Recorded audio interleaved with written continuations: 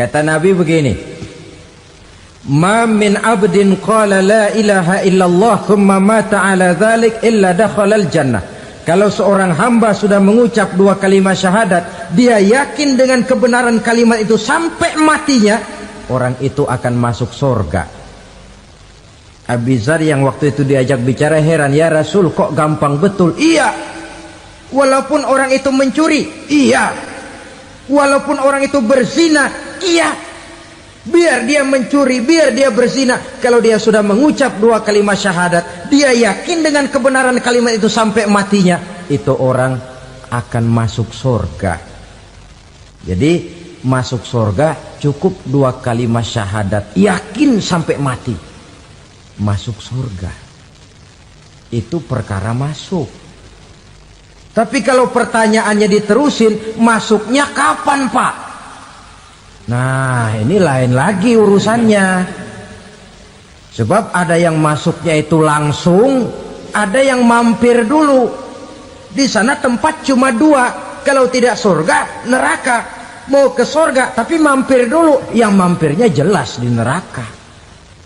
Kenapa? Dalam hadis qudsi ada riwayat, nanti itu di akhirat, setelah Allah selesai mengatur penduduk surga masuk surga, yang neraka masuk neraka, Allah berkata kepada malaikat Malik, malaikat Malik, labaik ya Allah, itu bajingan-bajingan tengik, manusia-manusia durjana yang waktu di dunia tidak mau sujud, jauh dari ulama, gemar melakukan yang munkarat dan maksiat, hidup di tengah masyarakat selalu jadi bibit keonaran, kufur, sudah masuk neraka semua. Sudah ya Allah. Nah, kalau sudah, coba sekarang kamu masuk Malik. Saya, iya, masuk neraka. Mau apa ya Allah? Kata Allah, akhriju minan nar man kana fi qalbihi misqala habbatin min khardalin min iman. Kau masuk neraka, cari di dalam neraka orang-orang yang ada imannya walaupun kecil sebesar biji zarah, angkat mereka keluar. Masuk malaikat Malik ke neraka, cari orang yang ada imannya, korek-korek. Ya repot, udah pada gosong. Yang ada imannya diangkat ke atas, yang ada imannya diangkat ke atas, lalu dimandikan di Nahrul Hayat, namanya sungai kehidupan di akhirat nanti. Cakep lagi rupanya, bersih lagi wajahnya, apel di hadapan Allah. Kata Allah, bagaimana mas? Kapok nggak sampean? Kapok ya Allah. Nah, kalau kapok, idhab fadkhulil jannah, pergi masuk surga sana. Berangkat mereka ke surga, ketemu sama teman-temannya yang udah sampai lebih dulu, yang nggak pakai mampir lagi. Terjadi dialog. Kata teman-temannya yang udah pada nyampe duluan, mas, iya, emang baru sampai? Saya baru sampai. Memang mampir di mana dulu mas? Kita sudah lama sampai di surga. Saudara buka surah Al-Muddatsir ayat 34-35. Ma salakakum fis saqar? Kenapa kamu mampir di neraka Saqar? Qalu lam naku minal musallin. Mereka menjawab, kami mampir di neraka Saqar mas, gara-gara dulunya kami waktu di dunia ndak pernah sholat. Ndak pernah sholat? Ndak pernah.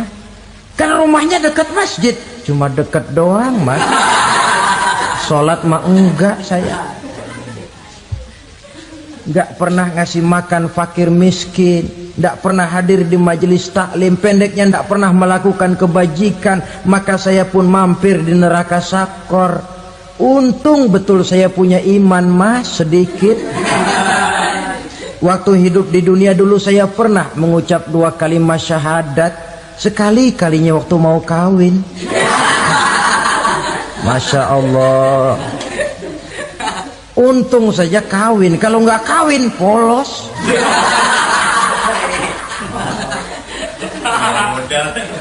Itu juga pengulu sudah setengah mati ngajarin. Asyhadu alla, asyaduaan, asyaduaan.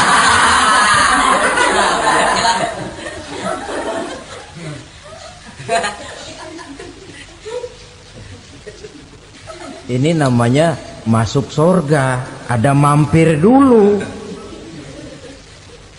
Ada pula orang mukmin itu yang dimasukkan surga. Namanya dimasukkan kan terima beres. Saya masuk ke rumah, jalan sendiri, cari tempat sendiri. Saya dimasukkan ke dalam rumah, terima beres, pokok ada di dalam, itu dimasukkan namanya. Nggak pakai mampir. Tapi tentu tiketnya lebih mahal ketimbang yang pertama tadi. Apa kata Allah? Innal ladzina amanu wa 'amilus shalihat la ukaffiranna 'anhum sayyi'atihim wa la udkhilannahum jannah. Sesungguhnya orang-orang yang beriman kemudian beramal soleh, kami hapuskan segala dosa dan kesalahannya, kami masukkan mereka ke dalam surga. Lihat ayatnya, Allah yang memasukkan, kita yang dimasukkan. Tidak pakai transit, tidak usah mampir. Cuma tidak cukup syahadat, tidak cukup amanu, tapi diiringi dengan wa'amilus salih. Iman, amal. Tidak cukup syahadat, lalu dibuktikan dia sholat, dia zakat, puasa, lalu dia melakukan berbagai macam kebajikan. Ini yang menyebabkan dia tidak pakai mampir di tempat yang bernama sakor. Lalu ada pula orang mukmin itu yang disebut penduduk surga. Wah, ini sudah VIP ini. Ashabul jannah, penduduk surga. Siapa mereka? Kata Allah, innal ladzina amanu summa istaqamu fala khaufun 'alaihim wala hum yahzanun ulaika ashabul jannah hum fiha khalidun. Sesungguhnya orang-orang yang beriman lalu istiqamah, tetap dalam melaksanakan perintah Allah, tidak goyah, tidak labil tapi stabil, istiqamah, mereka tidak takut dan tidak bersedih hati. Merekalah penduduk surga. Iman, istiqamah. Tidak punya duit, sembahyang. Banyak duit, sembahyang. Miskin, sembahyang. Kaya, tetap sembahyang. Istiqamah. Kadang orang kalau susah rajin ke masjid, banyak duitnya ngelihat masjid melengos. Waktu miskin hamba Allah, setelah kaya jadi hamba harta. Bergeser, tidak ada nilai istiqomahnya. Saudara-saudara, dengan begitu penduduk neraka itu dua. Ada penduduk permanen, ada penduduk yang semi permanen. Yang semi permanen orang-orang beriman yang mempunyai dosa besar. Mereka masuk ke neraka untuk menerima azab sesuai dengan dosanya. Bila selesai masa azab itu, mereka akan diangkat untuk ditempatkan kembali ke dalam surganya Allah Subhanahu wa ta'ala. Nah, dikala itulah saudara-saudara, ada yang disebut syafaat dari Rasulullah Sallallahu Alaihi Wasallam. Tapi tentu jangan lupa, syafaat ini ibarat kain menambal dia. Kita punya kain bolong-bolong sedikit, syafaat yang menambal. Sholat kita ada kurang dikit, sedekah kita ada campur riak dikit, amalan kita ada tidak karena Allah dikit, kita berharap syafaat. Jadi biarlah kain masih bolong-bolong, yang penting punya kain. Tapi kalau kainnya tidak ada, yang ditambal apanya? Sholat tidak, puasa tidak, zakat tidak, berharap syafaat saja. Ya, terlalu berlebihan itu. Saudara hadirin yang saya hormati, apabila selesai proses penghisaban, proses penghitungan, maka dikala itulah manusia terbagi dalam dua kelompok besar. Fariqun fil jannah wa fariqun fis sa'ir. Sekelompok orang-orang beruntung yang masuk ke dalam surga, dan sekelompok lagi masuk ke dalam neraka. Ibu-ibu, saudara-saudara kaum muslimin rahimakumullah. Pada pertemuan yang lalu sudah saya jelaskan bahwa hidup selalu berakhir dengan kematian. Apabila datang kematian menimpa seseorang, datanglah kiamat baginya Itu yang disebut dengan kiamat kecil. Hakikatnya mati adalah perpindahan dari kehidupan di dunia ini menuju kehidupan di alam barzakh.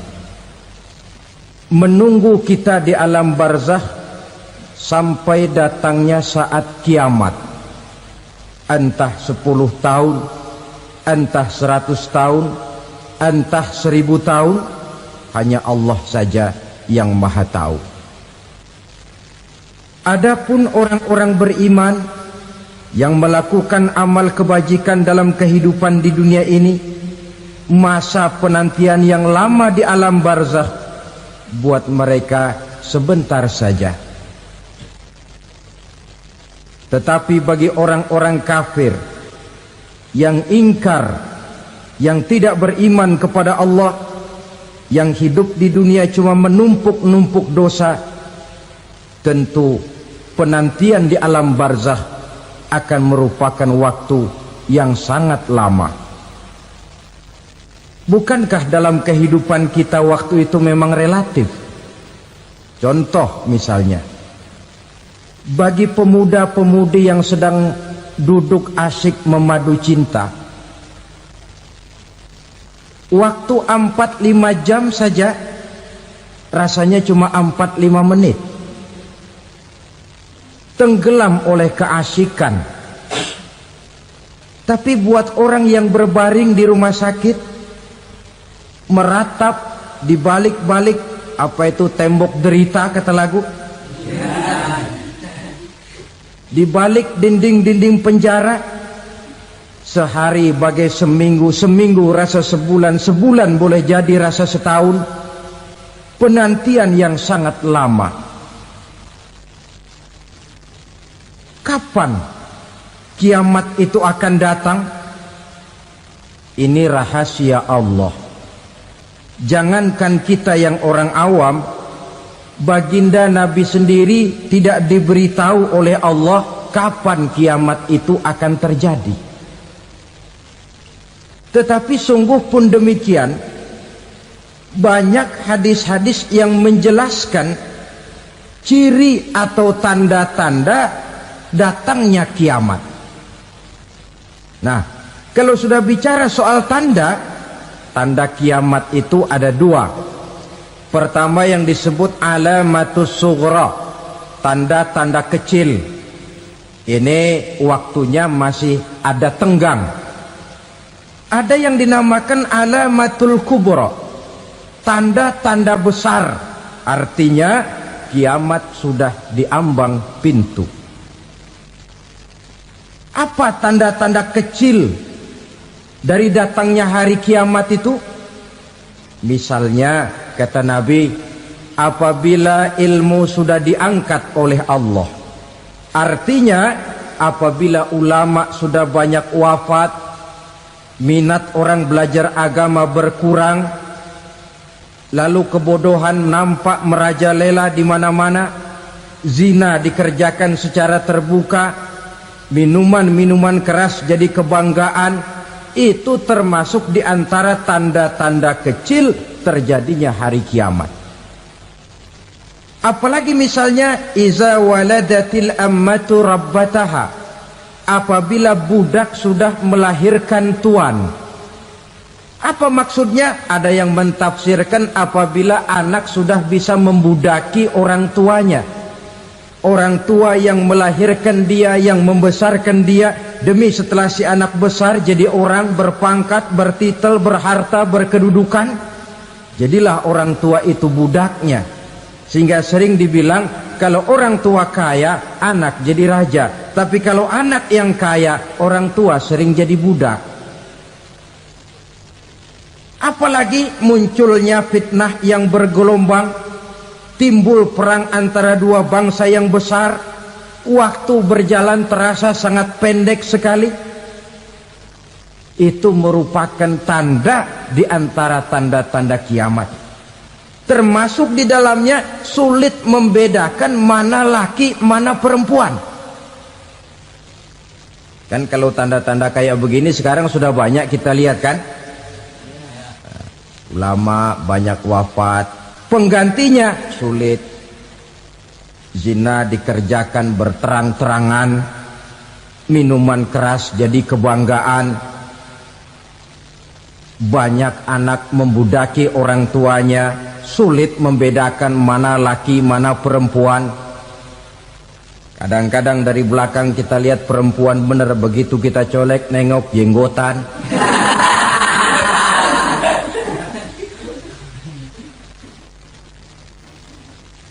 Ini termasuk tanda-tanda kecil, masih ada tenggang sampai akan terjadinya kiamat itu. Nah, yang dimaksud dengan tanda-tanda besar, ini tanda besar artinya kiamat sudah diambang pintu. Pertama, matahari terbit dari sebelah barat. Apabila matahari sudah terbit dari arah sebelah barat, tertutuplah sudah pintu taubat. Bersabda Nabi kita, la taqumus sa'atu hatta tatlu'a syamsu min maghribiha. Tidak akan datang hari kiamat sampai matahari terbit dari arah sebelah barat. Wa iza tala'at, manakala matahari telah terbit dari arah sebelah barat, wa ra'ahan nasu, manusia banyak menyaksikan itu, amanu ajma'un, mereka pun lalu beriman. Yang tadinya kafir, yang tadinya ingkar, yang tadinya membangkang, setelah melihat matahari terbit dari sebelah barat, buru-buru beriman, berlomba-lomba mengucap 2 kalimat syahadat. Tapi apa yang terjadi? Kata Nabi, wadzalika hina la yanfa'u nafsan imanuha lam takun amanat min qabl. Hari itu adalah hari yang iman sudah tidak berguna lagi bagi seseorang apabila sebelumnya memang dia tidak pernah beriman. Au kasabat fi imaniha khaira, atau beriman tetapi tidak pernah melakukan kebajikan di dalam keimanannya itu. Hari yang sudah kasib, hari yang sudah terlambat, beriman tidak akan ada gunanya lagi. Ini pelajaran buat kita. Sebelum sang surya terbit dari sebelah barat, sebelum nafas sampai di tenggorokan, artinya pintu taubat masih terbuka. Kalau 2 hal itu sudah terwujud, nafas sudah sampai di kerongkongan atau matahari sudah terbit dari arah sebelah barat, tertutuplah sudah pintu taubat. Tak ada lagi gunanya pangkat, jabatan, harta, bahkan beriman pun dalam suasana macam itu too late, kata orang Kulon. Sudah terlambat. Matahari terbit dari arah sebelah barat, itu tanda besar, artinya kiamat sudah diambang pintu. Lalu apalagi tanda besar? Munculnya Dajjal.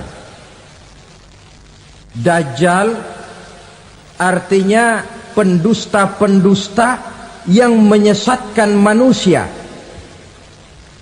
Ada 2 macam Dajjal, saudara. Ada Dajjal kecil, ini Dajjal kelas teri. Kalau ini sejak zaman Rasulullah sudah ada itu. Tiap zaman ada. Di zaman Rasulullah misalnya ada yang bernama Aswad al-Unsi dari Yaman, ada yang namanya Musailamah al-Kazzab dari Yamamah, ada yang namanya Ibnu Sayyad dari Madinah. Ini Dajjal di zaman Rasul. Musailamatul Kazzab memproklamirkan diri jadi nabi, dia di zaman Rasul masih hidup. Ini Dajjal zaman Nabi. Di zaman sahabat muncul Dajjal. Di zaman kita sekarang ini Dajjal pun gentayangan. Dajjal kelas teri. Kerjanya mendustakan manusia, menyesatkan manusia, memalingkan manusia dari jalan yang benar dan diridhoi oleh Allah Subhanahu wa ta'ala. Adapun yang merupakan tanda besar dari datangnya kiamat, Dajjal kelas kakap, pembohong besar yang menyesatkan masyarakat manusia berpaling dari jalan Allah mengikuti jalan mereka. Apa sih ciri Dajjal itu? Kata Nabi dalam hadis Bukhari Muslim, innad dajjala, sesungguhnya yang namanya Dajjal itu yakhruju, satu saat akan muncul mendekati hari kiamat. Wa inna ma'ahu ma'an, si Dajjal ini membawa air, wa naran, dan juga membawa api. Dua simbol. Di tangan yang satu dia bawa air, di tangan yang satu dia bawa api. Wa ammal ladzi yarahu an-nasu ma'an fanarun, adapun yang orang banyak lihat air, hakikatnya adalah api. Yang dilihat api, hakikatnya adalah air. Oleh sebab itu, kalau api yang ditawarkan, ambillah air.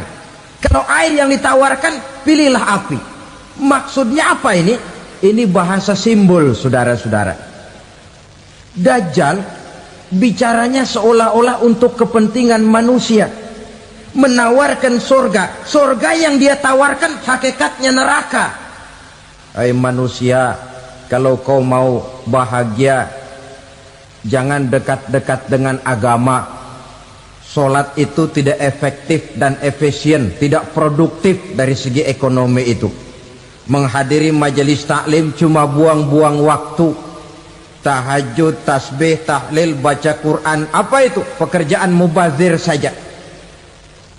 Hidup ini cuma sekali, masa yang cuma sekali, manfaatkan dengan sebaik-baiknya. Mumpung, dibawanya sifat mumpung tetapi dalam pengertian yang sangat negatif. Bicaranya seolah-olah untuk kepentingan manusia, tetapi sebenarnya menjerumuskan manusia. Menawarkan air, tapi sebenarnya api. Menawarkan api, tapi hakikatnya air. Buat apa kamu sholat? Buat apa kamu bayar zakat? Buat apa kamu puasa? Surga yang dicanangkan Dajjal, hakikatnya neraka. Neraka yang digambarkan Dajjal, pada dasarnya adalah surga. Jadi memutarbalikan fakta itu kerjaan Dajjal. Yang hak jadi batil, yang batil dibilang hak, yang benar jadi salah, yang salah malah jadi benar. Tuntunan disuruh jadi tontonan, tontonan malah menjadi tuntunan. Itu pekerjaan Dajjal profesinya. Zamannya Nabi Adam, Dajjalnya kan iblis. Betul? Betul. Apa sih gang kerayuan iblis itu?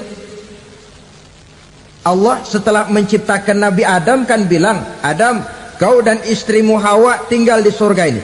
Seluruh fasilitas yang ada di surga persilahkan kau nikmati. Satu yang tidak boleh, jangan coba-coba dekati pohon khuldi. Dekat saja jangan, apalagi sampai memetiknya.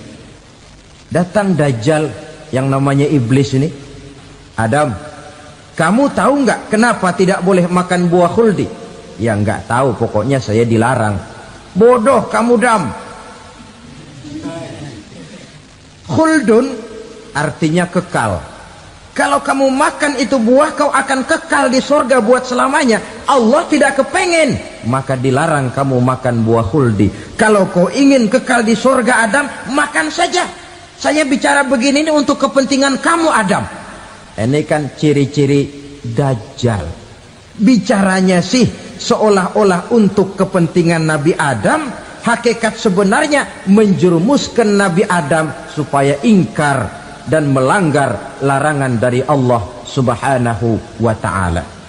Jadi setelah muncul Dajjal, timbul kekacauan-kekacauan di masyarakat. Banyak yang terpengaruh, terpedaya dan terpesona. Termasuk mereka yang memproklamirkan diri jadi nabi. Mereka yang memproklamirkan diri jadi rasul di zaman sesudah Rasulullah wafat, itu adalah Dajjal-Dajjal.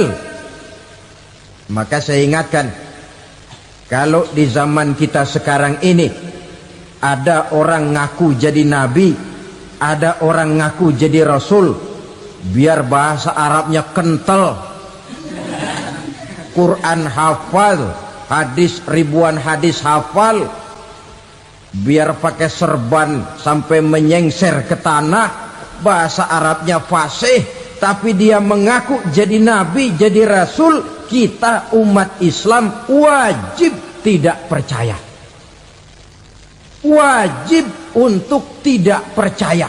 Itulah dajjal-dajjal zaman kita sekarang ini. Tidak mustahil mereka datang mempengaruhi orang awam supaya berpaling dari Rasulullah, mengikuti mereka. Nah, di akhir zaman nanti, mendekati hari kiamat, dajjal ini muncul, dajjal kelas kakap, menyesatkan masyarakat manusia untuk berpaling dari Islam, mengikuti seruan mereka. Apalagi di antara datangnya kiamat itu, tanda yang besar itu, turunnya Nabiullah Isa Al-Masih, putra Maryam. Menurut berbagai hadis yang sahih, Nabi Isa Al-Masih nanti akan turun lagi, tidak membawa risalah yang baru, tapi meluruskan risalah Islam ini yang telah banyak ditinggalkan oleh masyarakat. Bahkan ada hadis menjelaskan beliau akan membunuh Nabi, mematahkan kayu-kayu salib, lalu melaksanakan haji dan umrah mengikuti syariat Nabi Muhammad, bukan membawa agama baru. Menjadi semacam mujaddid, reformer, menyelamatkan manusia dari bisikan dajjal. Bahkan ada riwayat yang menjelaskan bahwa Nabi Isa berhasil mengalahkan dajjal, mengembalikan masyarakat manusia kembali kepada ajaran Islam yang datang dari Allah, dibawa oleh Rasulullah Sallallahu Alaihi Wasallam. Dengan kata lain, turunnya Nabi Isa bukan sebagai Nabi dan Rasul baru, tetapi mengikuti syariat Nabi kita Muhammad Sallallahu Alaihi Wasallam. Saudara hadirin, ibu-ibu hadirat yang saya hormati, kemudian apalagi di antara tanda-tanda besar akan datangnya kiamat itu? Keluarnya asap atau awan. Kata Nabi, inna min asratis sa'ah dukhanan yamla'u ma bainal masyriqi wal maghrib. Di antara tanda-tanda kiamat, munculnya awan antara langit dan bumi. Ini pun diperkuat dalam surah Ad-Dukhan ayat 10. Fartaqib yawma ta'tis sama bidukhanin mubin fayughshan nas hadza azabun alim. Bagi orang-orang yang beriman, mereka biasa-biasa saja, tapi bagi orang kufur, datangnya asap dan awan ini merupakan azab yang kelewat pedih. Barangkali sedikit mendekati gambaran tentang azab yang pedih ini, saya ingatkan alam pikiran kita kepada peristiwa yang belum lama terjadi. Pernah dengar berita bocornya reaktor nuklir di Chernobyl, Uni Soviet? Pernah dengar? Nah, bocornya reaktor nuklir di Chernobyl yang mengakibatkan ratusan, bahkan sangat mungkin ribuan nyawa.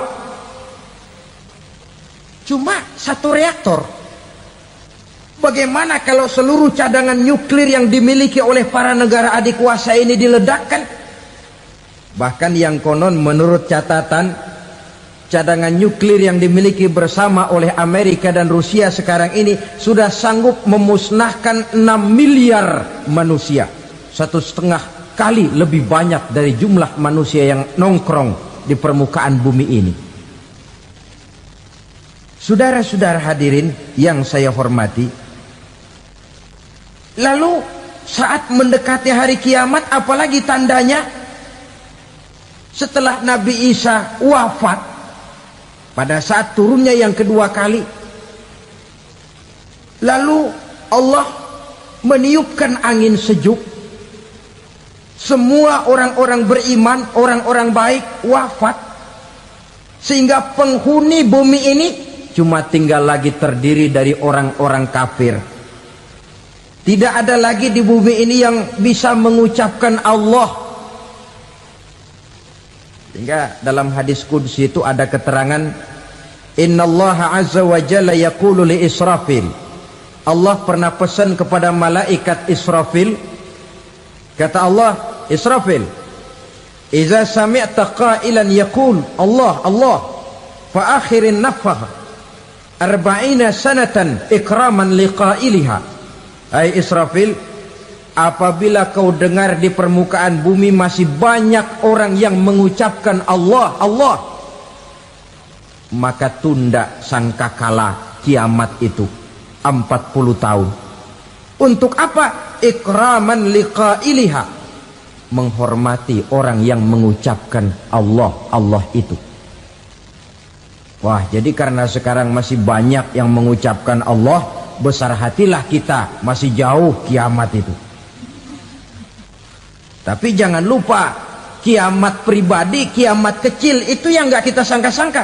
Ajal datang mencabut nyawa, itu kiamat pribadi, dan itu yang pasti kita hadapi, dan itu yang membuat kita tidak boleh bersikap main-main di dalam kehidupan sekarang ini.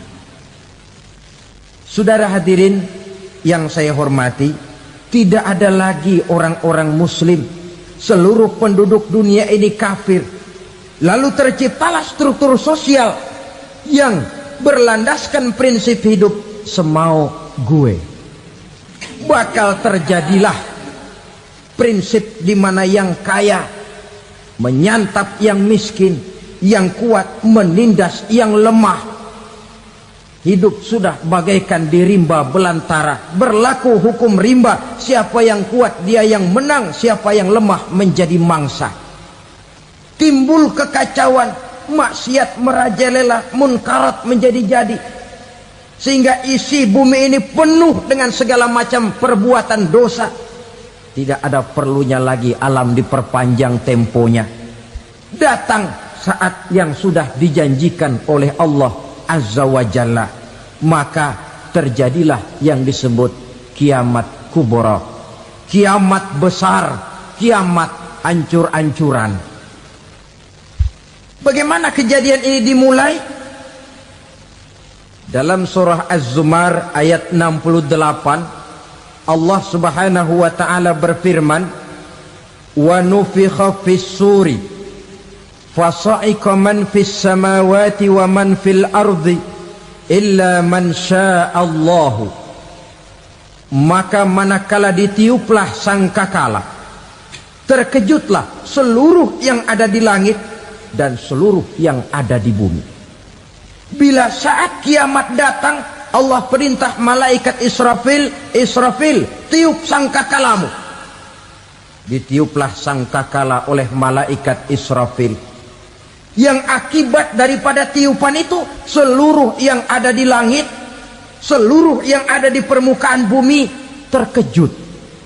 Yang ada di langit siapa? Malaikat kan. Bayangin aja kalau malaikat kaget, apalagi kita. Terkejut seluruh makhluk yang ada di bumi, yang ada di langit mendengar suara sangkakala itu. Bunyinya tidak sanggup kita bayangkan dahsyatnya. Ledakan nuklir, ledakan neutron, belum apa-apa ketimbang bunyi sangkakala malaikat Israfil ini. Nah, lalu mendengar bunyi sangkakala ini, gemparlah makhluk, kacaulah alam. Bumi gempa, planet-planet bertabrakan, gunung meletus, air laut tumpah ke darat, angin topan bertiup, halilintar menyambar. Lalu semua yang bernama hidup mati total. Mati bareng tanpa persiapan. La haula wala quwata illa billah. Saya kadang-kadang dalam tafakur bermohon, ya Allah, mudah-mudahan saya nggak nemuin kiamat beneran. Ngeri, nggak bisa kita bayangkan macam apa suasana seperti itu. Allah saja banyak memberikan gambaran, misalnya Al-Qari'ah, Wa mal qari'ah, wa ma adraka mal qari'ah. Kejadian yang menggemparkan. Tahukah kamu apa kejadian yang menggemparkan itu? Yauma yakunun nasu kal farasil mabsus wa takunul jibalu kal ihnil manfus. Pada saat itu manusia berterbangan bagai kupu-kupu, gunung berterbangan seperti kapas ditiup angin. Gunung saja macam kapas, konon lagi manusia. Kematian total, mulai semut sampai gajah mati, jin mati, iblis mati, malaikat mati. Oh, malaikat saja mati. Saudara hadirin yang saya hormati, kematian total yang tanpa persiapan. Orang bilang, Pak, kalau mati bareng begitu yang repot malaikat maut dong ya. Cabut sana, cabut sini. Itu kalau menurut logika kita. Mestinya begitu menurut logika. Tapi logika juga yang nggak perlu serepot itu. Sebab untuk mematikan listrik di wilayah DKI, di wilayah Jakarta, nggak perlu tiap rumah didatengin matiin, ya lama. Cukup dari kantor pusatnya saja PLN tekan satu tombol, gelaplah seluruh Jakarta. Saudara hadirin yang saya hormati, kematian total. Lalu setelah kematian total, planet-planet juga mati, dalam arti tidak bergerak dan beredar. Angin mati, dalam arti tidak bertiup. Air mati, dalam arti tidak ada riak gelombang. Pokoknya semua mati. Kullu nafsin za'iqatul maut, semua yang bernafas mati. Dalam ayat lain, kullu man 'alaiha fan, semua yang ada di permukaan bumi fana. Yang kekal cuma Allah Subhanahu wa ta'ala.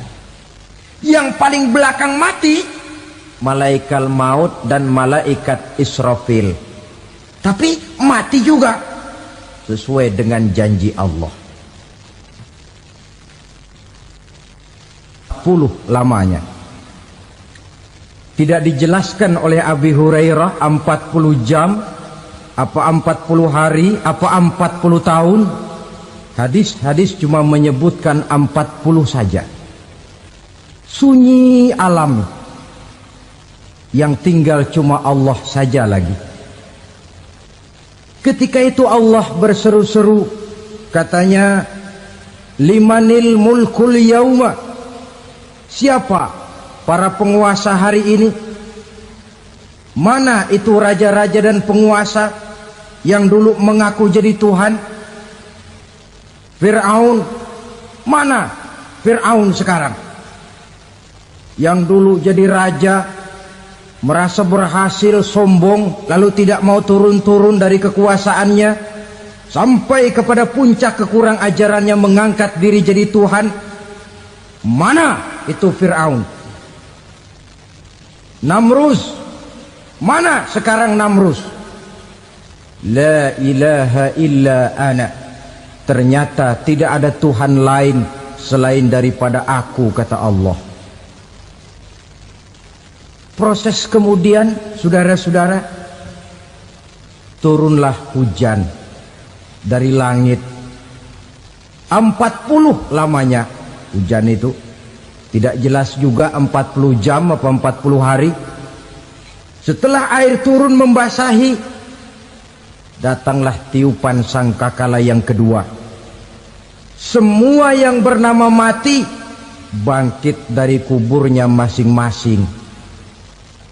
Ini yang disebut Yaumul Ba'thi, hari kebangkitan. Allahu Akbar. Pada saat kita bangkit dari kubur kita masing-masing, kumpul di padang mahsyar namanya. Bayangin aja, saya sendiri nggak sanggup bayangin. Manusia sejak zaman Adam sampai zaman kiamat kumpul bareng di tempat sama. Berapa banyaknya itu?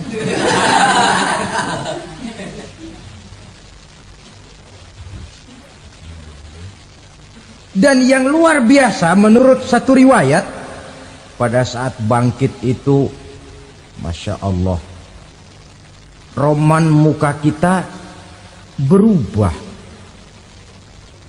disesuaikan dengan amalan kita waktu di dunia ini.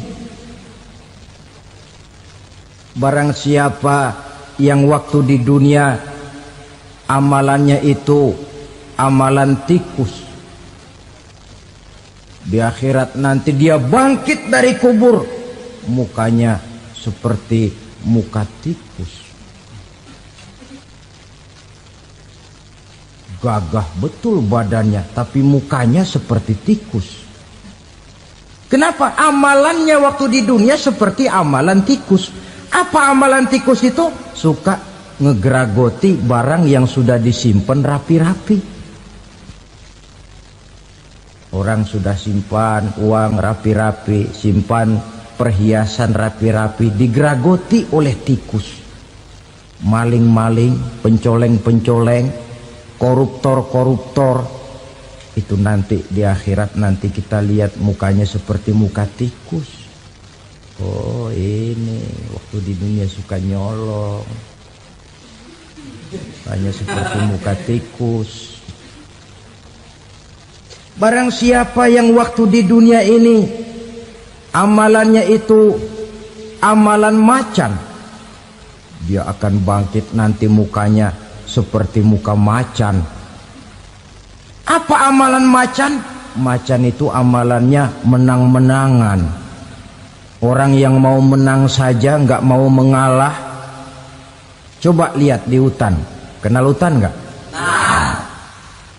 Di hutan, raja hutan di mana-mana pasti macan. Betul kan? Betul. Padahal hutan belum pernah bikin pemilihan umum. Tapi macan tidak peduli ada pemilihan umum apa tidak, pokok saya raja. Sebab apa? Macan jadi raja itu bukan karena benar, tapi karena kuat jadi raja. Setelah dia jadi raja, rakyat hutan yang mesti dilindungi malah dimakan oleh raja macan. Kambing rakyat hutan dimakan oleh macan. Ayam rakyat hutan dimakan oleh macan. Itu nanti kita lihat di akhirat itu mukanya seperti muka macan, gagah betul. Lalu barang siapa yang di dunia ini amalannya itu seperti amalan anjing, nanti dia punya muka seperti muka anjing. Apa amalan anjing? Pertama, anjing itu kalau disuruh jaga rumah, dia tidak bisa membedakan mana maling, mana tamu. Biar yang datang maling, kalau bawa tulang, anjing kalem. Yang kedua, anjing itu akan setia kepada siapa saja yang memberinya roti. Siapa yang memberinya roti, itulah majikannya. Apa kata majikannya pasti dia laksanakan. Soal benar atau salah dia tidak peduli. Setelah anjing dapat roti, dia tidak punya pilihan lain kecuali bilang, abdi mah kumaha juragan wae ayeuna mah.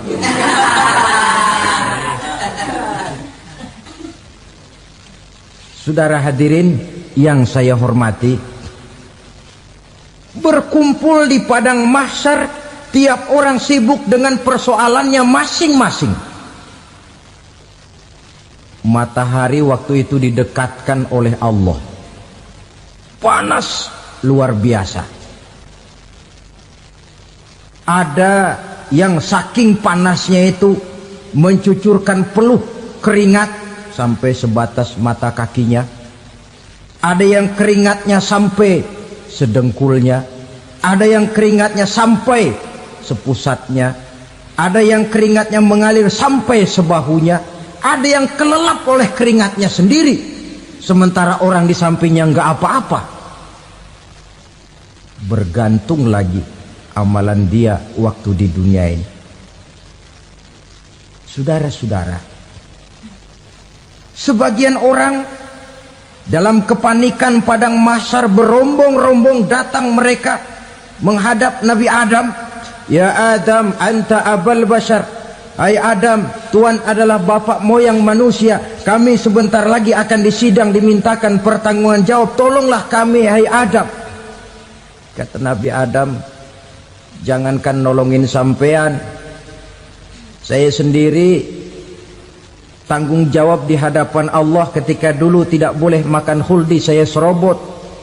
Sudahlah, urus diri masing-masing saja, nafsi. Begitu kata Nabi Nuh, begitu kata Nabi Ibrahim. Tiap orang bertanggung jawab sendiri-sendiri. Ketika itulah saudara-saudara, nikmatnya menjadi umat Nabi besar Muhammad sallallahu alaihi wasallam. Sebab apa? Walaupun menurut abjad kita ini umat paling belakang, paling belakang kita ini toh, karena Nabi Muhammad adalah Nabi akhir, tapi akan dihisap lebih dulu, lewat di atas sirat lebih dulu, masuk surga lebih dahulu ketimbang umat-umat belakangan. Ketika Rasul mendekati ajal, beliau tanyakan itu kepada malaikat Jibril. Malaikat Jibril berkata, Muhammad jangan khawatir, Allah sudah berjanji, inni haramtul jannata ala sairil anbiya hatta tadkhulaha anta wa haramtuha ala sairil umami hatta tadkhulaha ummatuka. Surga aku haramkan buat seluruh nabi kecuali kalau engkau Muhammad sudah masuk ke dalamnya, dan surga aku haramkan buat seluruh umat kecuali kalau umatmu Muhammad sudah masuk ke dalamnya. Logikanya, walaupun menurut abjad kita umat paling belakang, bakal dihisap paling dulu, lewat di atas sirat paling dulu, masuk surga paling dulu, kalau mampir ke neraka juga paling dulu. Ya resiko. Jangan mau enaknya aja paling dulu. Saudara hadirin yang saya hormati, setelah masa kebangkitan itu jangan dikira begitu bangkit langsung diperiksa, masih menunggu menanti ribuan tahun perhitungan padang mahsyar untuk sampai kepada proses yang disebut yaumul hisab, hari perhitungan. Seorang demi seorang bakal dipanggil. Bayangkan saja, kita se-RT saja di absen, kadang-kadang perlu waktu lama. Ini manusia sejak zaman Nabi Adam sampai datang hari kiamat, satu demi satu disidang di hadapan Qadhi Rabbul Jalil. Status sosial copot sudah waktu itu. Yang pernah jadi hartawan di situ tidak lagi kelihatan kehartawanannya. Yang pernah jadi jenderal tidak lagi dipanggil jenderalnya, yang ustadz tidak lagi dipanggil al-mukarramnya. Seluruh status sosial selesai. Dipanggillah kita seorang demi seorang menghadap Qadhi Rabbul Jalil. Bagaimana proses penghisaban itu? Pertama, proses tanya jawab. Di antaranya ada hadis menyatakan, lan tazula qadama 'abdin yaumal qiyamah hatta yus'ala an arba'i khisalin. Besok di hari kiamat tidak akan bergeser telapak kaki seorang hamba sampai dia ditanya lebih dulu tentang 4 persoalan. Tentang ilmunya, kemana ilmu itu diamalkan. Tentang umurnya, di mana umur itu dihabiskan. Tentang masa mudanya, kemana masa muda itu dipakai. Tentang hartanya, dari mana harta itu didapat dan kemana harta itu dibelanjakan. Ini termasuk proses tanya jawab. Jadi kalau istilah pengadilan dunia, nama Fulan bin Fulan. Kamu waktu di dunia diberikan umur panjang untuk apa? Pernah mengalami masa muda, kemana kau habiskan masa remajamu? Kau diamanahkan ilmu, dengan apa ilmumu kau amalkan? Kau diberikan harta, dari mana harta kau dapat, kemana kau belanjakan? Tak seorang pun yang bisa mungkir. Sebab apa? Dikala itu yang menjadi saksi bukan orang. Yang menjadi saksi adalah seluruh anggota badan kita. Tangan bicara, kaki jadi saksi terhadap seluruh amalan yang pernah kita kerjakan pada saat kehidupan di alam dunia ini. Selesai proses tanya jawab, lalu diperlihatkan buku catatan kita waktu hidup di dunia ini. Jangan lupa Allah itu menyiapkan 2 superkomputer kepada kita, sebelah ditempelin sebelah kanan, yang sebelah tempelin di sebelah kiri. Komputer itu namanya Raqib dan Atid, 2 malaikat yang apabila baik kita lakukan, refleks saja akan menulis kebajikan kita. Jahat kita kerjakan, akan tertulis. Catatan itu nanti diperlihatkan kepada kita. Waduh, alangkah malunya pada saat diperlihatkan catatan kita, buku rapot kita merah melulu. Barangkali diperiksa sambil diomelin, brengsek lo. Buku merah melulu begini, bagaimana waktu hidup di dunia? Tidak cukup diperlihatkan buku catatan kehidupan, rekaman kehidupan. Rekaman kehidupan kita secara utuh sejak terlahir sampai ajal datang merenggut nyawa. Barangkali mirip dengan video sekarang ini, di mana terekam dengan baik seluruh kegiatan kita, sejak yang sekecil-kecilnya sampai kepada yang sebesar-besarnya. Untuk kemudian kita pun menerima balasan. In khairan fa khairun wa in syarran fa syarrun. Kalau baik ya baik balasannya, kalau jahat ya jahat juga balasannya. Catatan-catatan kita diberikan. Kalau banyak kebajikannya diberikan di tangan kanan dengan cara yang halus. Kalau banyak kejahatannya diberikan dari sebelah kiri atau dilempar dari belakang. Itulah sebabnya sejak di dunia ini kita sudah mohon kepada Allah. Ketika berwudu membasuh tangan kanan, apa kita bilang? Allahumma a'tini kitabi biyamini wa hasibni hisaban yasira. Ya Allah, berikan saya kitab di tangan kanan, dan kalau saya memang perlu dihisap, hisaplah saya yang seringan-ringannya. Tangan kiri berlindung kita kepada Allah, jangan sampai diberikan kitab di tangan kiri atau dari arah sebelah belakang. Wa a'udzubika an tu'tiya kitabi bishimali aw min wara'i zuhri, dari arah sebelah belakang. Na'udzubillah min dzalik. Setelah selesai lewat proses penghisaban, lewat mizan, timbangan, maka yang sudah selesai dihisab itu bergeraklah menuju sirat, jembatan yang terbentang menuju surga melalui neraka. Saudara-saudara, panjangnya perjalanan sirat itu memakan waktu ratusan tahun. Tetapi orang yang lewat di atas sirat pun macam-macam, bergantung amalannya ketika di dunia ini. Ada yang lewat di atas sirat itu kalbarkil khatib, seperti kilat yang menyambar, lep, sudah sampai dia di surga. Cepat bukan main.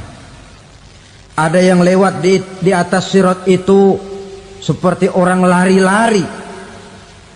Ada yang lewat di atas sirat itu seperti orang jalan biasa. Ada yang sambil merangkak, ada yang sambil ngesor, ada yang sambil gelayutan, ada yang selamat sampai ke ujung ke surga, ada yang tergelincir jatuh masuk ke dalam neraka, bergantung amalannya dalam kehidupan di dunia sekarang ini. Tiap kita akan melewati yang namanya sirat ini. Saudara-saudara kaum muslimin yang saya hormati, dengan demikian mereka yang selamat melalui sirat sampai ke terminal akhir surga, mereka yang ketika dihisab ternyata banyak kejahatannya daripada kebaikannya, mereka singgah di dalam neraka. Nah, adapun orang-orang yang beriman menurut ayat Quran dan hadis Nabi itu nanti ada bermacam-macam. Ada orang beriman itu yang dimasukkan surga. ada orang beriman itu yang dimasukkan ke dalam surga, ada orang beriman itu yang disebut penduduk surga. Kenapa lain-lain, Pak? Karena waktu di dunia amalannya juga lain-lain. Ada orang beriman yang masuk surga. Ini paling murah tiketnya. Mau masuk surga? Kata Nabi begini, ma min abdin qala la ilaha illallah thumma mata ala dhalik illa dakhalal jannah. Kalau seorang hamba sudah mengucap dua kalimat syahadat, dia yakin dengan kebenaran kalimat itu sampai matinya, orang itu akan masuk surga. Abi Dzar yang waktu itu diajak bicara heran, ya Rasul kok gampang betul? Iya, walaupun orang itu mencuri, iya. Walaupun orang itu berzina, iya. Biar dia mencuri, biar dia berzina, kalau dia sudah mengucap dua kalimat syahadat, dia yakin dengan kebenaran kalimat itu sampai matinya, itu orang akan masuk surga. Jadi masuk surga cukup dua kalimat syahadat, yakin sampai mati, masuk surga. Itu perkara masuk. Tapi kalau pertanyaannya diterusin, masuknya kapan, Pak? Nah, ini lain lagi urusannya. Sebab ada yang masuknya itu langsung, ada yang mampir dulu. Di sana tempat cuma dua, kalau tidak surga, neraka. Mau ke surga tapi mampir dulu, yang mampirnya jelas di neraka. Kenapa? Dalam hadis qudsi ada riwayat, nanti itu di akhirat, setelah Allah selesai mengatur penduduk surga masuk surga, yang neraka masuk neraka, Allah berkata kepada malaikat Malik, malaikat Malik, labaik ya Allah, itu bajingan-bajingan tengik, manusia-manusia durjana yang waktu di dunia tidak mau sujud, jauh dari ulama, gemar melakukan yang munkarat dan maksiat, hidup di tengah masyarakat selalu jadi bibit keonaran, kufur, sudah masuk neraka semua. Sudah ya Allah. Nah, kalau sudah, coba sekarang kamu masuk, Malik. Saya, iya, masuk neraka. Mau apa ya Allah? Kata Allah, akhriju minan nar man kana fi qalbihi misqala habbatin min khardalin min iman. Kau masuk neraka, cari di dalam neraka orang-orang yang ada imannya walaupun kecil sebesar biji zarah, angkat mereka keluar. Masuk malaikat Malik ke neraka, cari orang yang ada imannya, korek-korek. Ya repot, udah pada gosong. Yang ada imannya diangkat ke atas, yang ada imannya diangkat ke atas, lalu dimandikan di Nahrul Hayat, namanya sungai kehidupan di akhirat nanti. Cakep lagi rupanya, bersih lagi wajahnya, apel di hadapan Allah. Kata Allah, bagaimana Mas? Kapok nggak sampean? Kapok ya Allah. Nah, kalau kapok, idhab fadkhulil jannah, pergi masuk surga sana. Berangkat mereka ke surga, ketemu sama teman-temannya yang udah sampai lebih dulu, yang nggak pakai mampir lagi. Terjadi dialog. Kata teman-temannya yang udah pada nyampe duluan, Mas, iya, emang baru sampai? Saya baru sampai. Memang mampir di mana dulu, Mas? Kita sudah lama sampai di surga. Saudara buka surah Al-Muddatsir ayat 34-35. Ma salakakum fis saqar? Kenapa kamu mampir di neraka Saqar? Qalu lam nakum minal musallin. Mereka menjawab, kami mampir di neraka Saqar, Mas, gara-gara dulunya kami waktu di dunia ndak pernah sholat. Ndak pernah sholat? Ndak pernah. Kan rumahnya dekat masjid. Cuma dekat doang, Mas. Sholat mah enggak saya. Nggak pernah ngasih makan fakir miskin, nggak pernah hadir di majelis taklim, pendeknya nggak pernah melakukan kebajikan, maka saya pun mampir di neraka Saqar. Untung betul saya punya iman mas sedikit. Waktu hidup di dunia dulu saya pernah mengucap 2 kalimat syahadat. Sekali-kalinya waktu mau kawin. Masya Allah. Untung saja kawin. Kalau nggak kawin polos.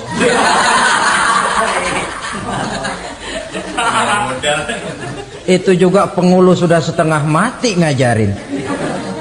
Asyhadu alla, asyaduaan, asyaduaan.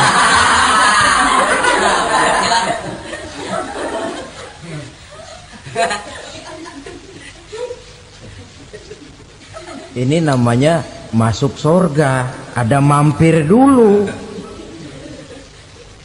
Ada pula orang mukmin itu yang dimasukkan surga. Namanya dimasukkan kan terima beres.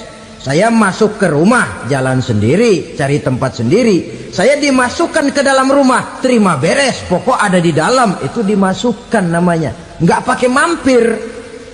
Tapi tentu tiketnya lebih mahal ketimbang yang pertama tadi. Apa kata Allah? Innal ladzina amanu wa amilus salihat la ukaffiranna anhum sayyi'atihim wa la udkhilannahum jannah.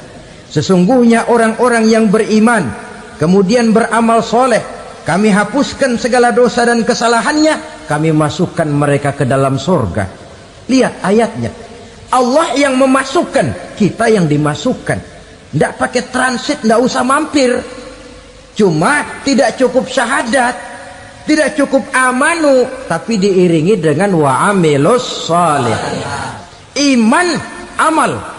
Tidak cukup syahadat, lalu dibuktikan dia sholat, dia zakat, puasa, lalu dia melakukan berbagai macam kebajikan. Ini yang menyebabkan dia tidak pakai mampir di tempat yang bernama Sakor. Lalu ada pula orang mukmin itu yang disebut penduduk sorga. Wah, ini sudah VIP ini. Ashabul jannah, penduduk sorga. Siapa mereka? Kata Allah, innal ladzina amanu summa istaqamu fala khaufun 'alaihim wala hum yahzanun ulaika ashabul jannah hum fiha khalidun. Sesungguhnya orang-orang yang beriman lalu istiqamah, tetap dalam melaksanakan perintah Allah, tidak goyang, tidak labil tapi stabil, istiqamah, mereka tidak takut dan tidak bersedih hati. Merekalah penduduk surga. Iman, istiqamah. Tidak punya duit, sembayang. Banyak duit, sembayang. Miskin, sembayang. Kaya, tetap sembayang. Istiqamah. Kadang orang kalau susah rajin ke masjid, banyak duitnya ngelihat masjid melengos. Waktu miskin hamba Allah, setelah kaya jadi hamba harta. Bergeser, tidak ada nilai istiqomahnya.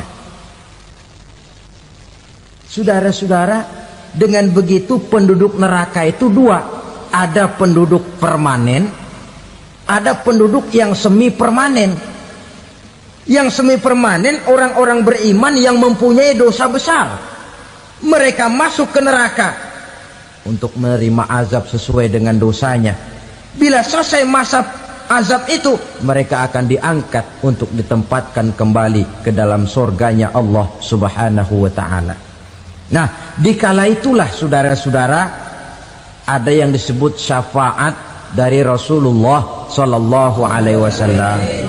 Tapi tentu jangan lupa, syafaat ini ibarat kain menambal dia. Kita punya kain bolong-bolong sedikit, syafaat yang menambal. Solat kita ada kurang dikit, sedekah kita ada campur riak dikit, amalan kita ada tidak karena Allah dikit, kita berharap syafaat. Jadi biarlah kain masih bolong-bolong, yang penting punya kain. Tapi kalau kainnya tidak ada, yang ditambal apanya? Solat tidak, puasa tidak, zakat tidak, berharap syafaat saja. Ya, terlalu berlebihan itu. Saudara hadirin yang saya hormati, apabila selesai proses penghisaban, proses penghitungan, maka dikala itulah manusia terbagi dalam dua kelompok besar. Fariqun fil jannah wa fariqun fis sa'ir. Sekelompok orang-orang beruntung yang masuk ke dalam surga, dan sekelompok lagi masuk ke dalam neraka.